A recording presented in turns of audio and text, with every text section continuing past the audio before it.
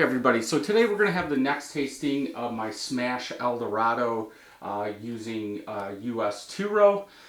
This is US 2-row. 2-row, this is US-05 yeast. I had to take a break after I got done with the SO4 one. So SMaSH beer, 2 pounds, 8 ounces, just like the SO4 one. If you didn't see that review, go check that out. Hops in the boil, our boil, 0.39 ounces of El Dorado at 30 minutes, 0.29 at 5 minutes, then 0.32 ounces 3 days into fermentation. This came out to be 5.75% ABV, bottled on 1/1. Good hiss in there. I do not watch the videos prior, and I do believe one of these are bad. Uh-oh. See, this one's overcarbed, obviously. This is using 6 tabs, which is kind of concerning because most of my other ones use 6, and I bet you this one's going to go over 2. Nope. So I guess that's kind of weird because, like I said, most of my other ones do use 6 because the small pearl tablets, it's usually 4 per. And so they're 12-ounce bottles. So if you went up to 24 ounces, you would use 8. So I took 2 out to make it 6 because these are 22-ounce bottles. Out of the other ones, I don't believe I had to... or I've had any blow-ups like this in those. So that's kind of weird. So because this is overcarbed, you are going to get whatever settles on the bottom floating up there. My guess is most people are not going to filter their home brews. So just be careful when that comes. It's not going to hurt you or anything, but you are going to get more settlement in your beer. I can already see the hot particles floating in there. So let's go ahead and try and get into this thing. Off-white head. About 2.5 fingers of head. Bubbles on the side are spread apart like bubble wrap.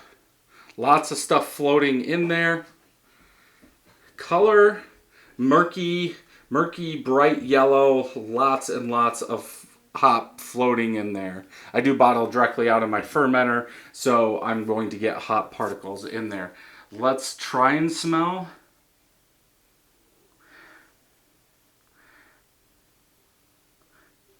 I get that same biscuit quality, maybe a little less citrus than the SO4 version, but that citrus quality is still there. Not as much sweetness, I don't believe, as I got in that first one.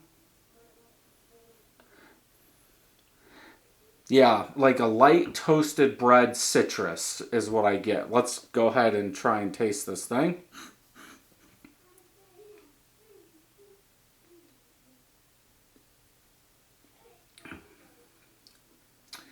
This one, I would say I'll save that for the next review.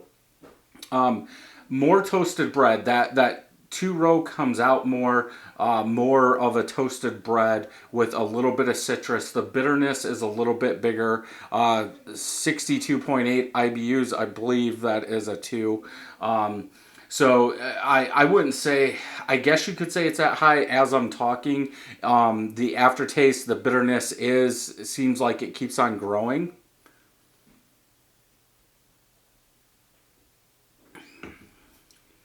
Very smooth. It's a little bit warmer, but like I said, I had to go do something, so it did warm out. Usually all the beers that I'm going to do in a row, I just line up, so I have 3 more over there out of this group.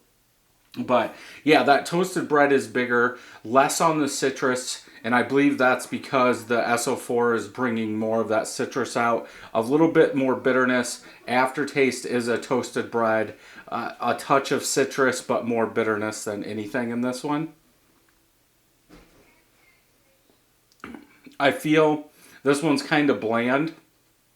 I was asking for more bitterness in the other one. I think that would have helped that. This one, it seems like it needs more of a backbone. I'm not getting, I guess you could say, that passion fruit tanginess that I was getting in the SO4 one.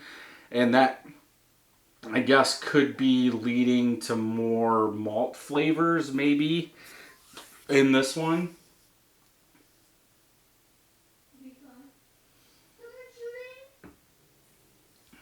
But overall, probably not one that I would make. It's okay, but because it's overcarbed and we keep coming up, yeah, one that I would drink but just not make again. So if you enjoyed this video, check some more out over here. And until next time, happy brewing.